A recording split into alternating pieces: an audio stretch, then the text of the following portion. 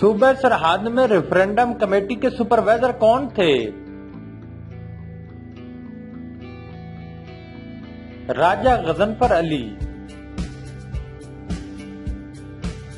Referendum میں کامیابی کے بعد قائد اعظم محمد علی جناح نے ہزارہ کو کیا قرار دیا تھا؟ پاکستان کا قلعہ۔ انڈین نیشنل کانگریس نے 31 دسمبر 1929 کو لاہور میں کس جگہ آزادی کا پرچم لہرایا؟ راوی کنارے۔ آل انڈیا مسلم لیگ کے اجلاس 1938 پٹنہ میں کتنے ہزار مسلمانوں نے حصہ لیا؟ 50,000 مسلمانوں نے۔ قرارداد پاکستان میں پہلی ترمیم کب منظور کی گئی؟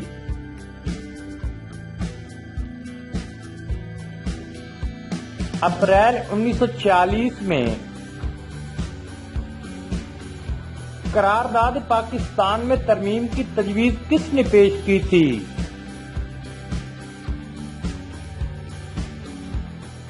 حسین شہید سہروردی نے۔ ہندوستان کی عبوری حکومت میں کانگریس کے کتنے وزیر شامل تھے؟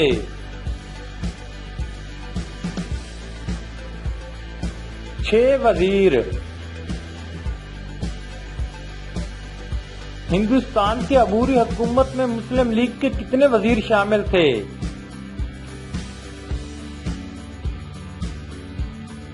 5 وزیر۔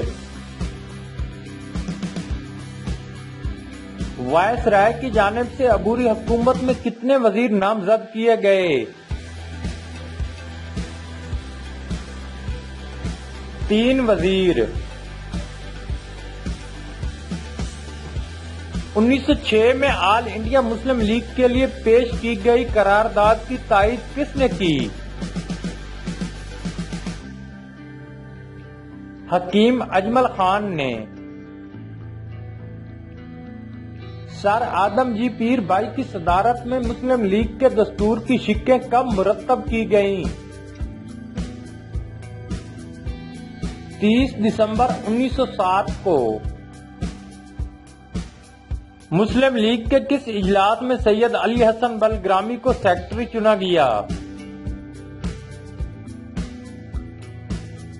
1908 کے اجلاس میں۔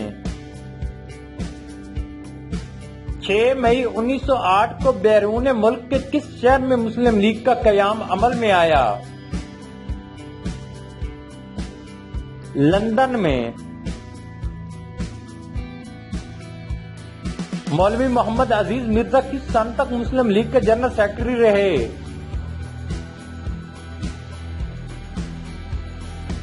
1912 تک۔ مسلم لیگ کے تیسرے جنرل سیکرٹری مولوی محمد عزیز مرزا نے کب وفات پائی؟ 26 فروری 1912 کو۔ یوم خلافت کس کی قیادت میں منایا گیا؟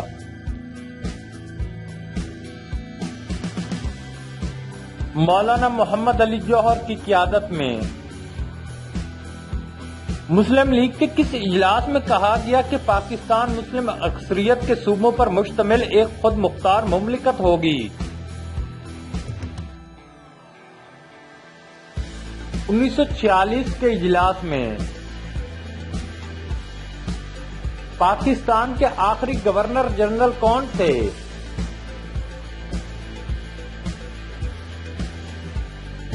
Major general Iskander Mirza. متحدہ ہندوستان کے ایام کی کون سی شخصیت صرف چند دن پاکستان کے ایک صوبے کی گورنر رہی؟ یوسف ہارون۔ 1915 میں نواب وقار الملک نے ہندوستان کے کس علاقے کو مسلم علاقہ قرار دیا؟ شمالی ہند کو۔